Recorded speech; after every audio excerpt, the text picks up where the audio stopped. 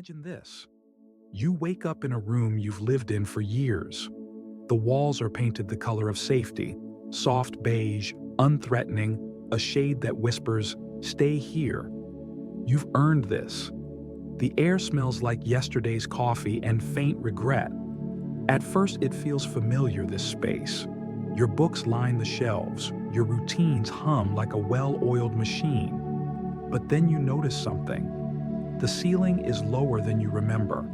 The windows, once framing a world of possibility, now feel like screensavers, flat, pixelated, looping the same dull sunrise.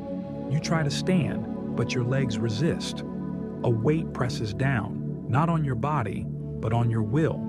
The door is right there, unlocked, yet your hand won't turn the knob. You tell yourself it's better this way. Out there, chaos, uncertainty, failure. In here, control, safety, a life preserved in amber. But then, a sound, a faint ticking, like a clock counting backward. The walls inch closer, millimeters at a time. The room isn't a sanctuary, it's a tomb with Wi-Fi. Here's the unbearable paradox. Your comfort zone is not a place of peace, it's a war zone. Every day you stay, you're both the soldier and the casualty. The routines you cling to? Trenches dug deeper into stagnant soil. The excuses you make? Landmines that keep ambition at bay? You've mistaken numbness for neutrality, sedation for safety. But ask yourself, why does safe feel like suffocation? Why does easy taste like dust? Consider the body. When you sit too long, muscles atrophy. When you hide from stress, the mind turns on itself. Anxiety fills the void where growth should be. Your nervous system, evolution's masterpiece, thrives on challenge. Yet you've drugged it with distraction, numbed it with convenience. The adrenaline you were born to spend on survival, on triumph, now pools in your veins, toxic and unused. You were built to climb, to fight, to burn. So why does your soul rust in this velvet cage? This is the great silent war, not against the world, but against the part of you that wants the room. The part that trades freedom for the illusion of control. The part that would rather starve than risk a meal it didn't prepare. And here's the cruelest twist. The room grows smaller when you stay, but it also grows when you leave. Every retreat, every compromise, every maybe tomorrow adds another brick. Soon, you'll forget there was ever a door at all. The ticking grows louder. The air tastes like static. You can feel it now, the truth humming beneath the floorboards. This isn't just your room. It's a shared hallucination, a collective prison. And the key? The key isn't courage. It's something far more dangerous. The key, you realize, is not courage. It's complicity. You've been taught that the walls around you were erected by fate, by circumstance, by the real world. But look closer. The mortar between the bricks is made of your unspoken agreements, with society, with fear, with the version of yourself you decided to believe. The room was built by two hands, one belonging to the world and the other to you. Let's dissect the architect. Start with Arthur Schopenhauer, who saw the human will as a blind, insatiable force, a pendulum swinging between pain and boredom. Your comfort zone, he'd say, is the futile attempt to stop the pendulum. You numb the pain of ambition, but in doing so, you invite the boredom of stagnation. The walls are a compromise, a way to mute the howl of your own unmet potential. But Schopenhauer's warning echoes. A man can do what he wants, but not want what he wants. You've chosen the room, but did you ever choose to want it? Now peel deeper. Carl Jung named it the shadow, the parts of yourself you bury to belong. That flicker of rage when someone succeeds where you hesitated. The envy of those who dare. That's your shadow clawing at the walls. The comfort zone isn't just a place, it's a performance. You play the role of someone who's fine, rehearsing lines like, "I'm busy," or "I'll start tomorrow." While the script grows thinner, the audience emptier. Jung whispers, "Until you make the unconscious conscious, it will direct your life, and you will call it fate." But the architect is also external. Aldous Huxley foresaw a world pacified by pleasure, where people learn to love their oppression. Your cage is padded with algorithmic distractions, curated routines, and the narcotic lie of balance. Society rewards your compliance with likes, with promotions, with the hollow validation of being normal. Yet Jean-Paul Sartre would sneer at this. He called it bad faith, the act of lying to yourself to escape the agony of freedom. You've handed the blueprint of your life to ghosts, parents who wanted stability, systems that profit from your inertia, a culture that worships comfort as a moral virtue. Here's the psychological trap: cognitive dissonance. Your brain cannot tolerate the chasm between who you are and who you sense you could become. So it rewrites reality. It spins the room as noble, maturity, responsibility, being realistic. It pathologizes longing as imposter syndrome or restlessness. Meanwhile, Viktor Frankl's question hangs in the air, unanswerable. What is your why? Without it, the room becomes a cathedral to emptiness. You kneel at the altar of safety, praying to a God who demands only your surrender. But the most insidious brick in the wall? The brain's addiction to homeostasis. Neuroscience reveals that neural pathways calcify with repetition. Each day you choose the room, you deepen the grooves of fear. The amygdala, that ancient sentinel, mistakes growth for mortal danger. It floods your body with cortisol, not when you risk failure, but when you think of risking it. You've conflated safety with survival, but evolution designed you to adapt or die. The architect is both monster and mirror. You built this cage to keep the world out, but stand still too long and the cage becomes the only thing left of you. You don't notice the decay at first. It begins in the periphery, a missed opportunity you rationalize, a passion deferred until it atrophies into a hobby, then a memory, then a punchline. The room's true danger isn't its walls, but its silence. It kills without bloodshed. No grand collapse, just a million microscopic surrenders. Take neuroplasticity, the brain's ability to rewire itself. A miracle of evolution, yet here's the horror. It works both ways. Every time you choose fear over curiosity, habit over risk, you don't just avoid growth, you actively sculpt a brain allergic to it. Dendrites prune themselves. Neural pathways shrink to goat trails. Soon, even the thought of leaving the room triggers a primal alert. Danger, wrong, retreat. The tragedy? You mistake this shrinking for wisdom. You call it knowing your limits, when it's really a lobotomy by routine. Then there's the curse of hedonic adaptation. You wanted the promotion, the partner, the peace. And once you got them, the room expanded just enough to fit your new normal. But the thrill faded. The hunger didn't. Now you're left with a hollowed-out version of success, wondering why the finish line tastes like ash. Psychologists call this the hedonic treadmill, but that's too kind. It's a guillotine. Each time you achieve without becoming, you sever a part of your soul. Society conspires in this assassination. The cult of comfort has liturgy, work-life balance, self-care, hustle culture, all dogmas designed to keep you orbiting the room. Balance becomes mediocrity's alibi, excuses to avoid the terrifying disequilibrium of transcendence. Self-care morphs into self-indulgence, a blanket fort against the storm of living. And hustle culture? A perverse mimicry of growth, running in circles, mistaking motion for momentum. You're a hamster on a wheel made of other people's expectations, sweating for a prize that doesn't exist. But the darkest consequence lives in your relationships. Proximity bias, the unconscious gravitation toward people who validate your stagnation. You surround yourself with ghosts who nod as you shrink, who call your complacency contentment. Love becomes a mutual hostage situation. I won't leap if you won't. Meanwhile, the vibrant ones, the artists, the rebels, the uncomfortably alive, fade from your life.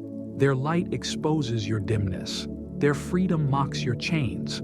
So you let them go, telling yourself they're unrealistic, while secretly envying their funeral, because they'll die having burned, while you'll die having rusted. And time? Time in the room isn't neutral. It's a thief with a philosopher's grin. The sunk cost fallacy tightens its grip with every year. I've invested too much to leave now. Too old. Too late. But here's the truth no one admits. The room accelerates time. Monotony compresses days into indistinguishable blurs. You'll wake up at 45, 60, 80, wondering when life became a highlight reel of compromises. Regret won't crash over you. It will seep in, slow and cold, like groundwater through a coffin. The cruelest part? You adapt to the poison. The human spirit can endure almost anything, even its own annihilation. You learn to romanticize the room. Call it suffocation, coziness. Its silence, peace. You post filtered photos of your cage, hashtagging "Wamwa's blessed" while your hands scratch at the walls in your sleep. But the body keeps score. That knot in your stomach when you see someone living boldly, the insomnia that whispers, "What if?" at 3 a.m., the rage that flares when you're called resilient, a compliment that really means you've learned to endure your own undoing. These aren't moods, they're revolt. Your primal self, buried but breathing, screaming through the dirt. This is not how it ends. The room wants you numb, but numbness is a lie. You're not numb, you're haunted by the ghost of the person you once imagined you'd become. You've been handed a script. It's etched in the walls of the room, inked in the language of fear. Stay small, be practical, don't embarrass yourself. But what if rebellion isn't about breaking out? It's about burning the entire theater down. This is not about self-improvement, this is sabotage.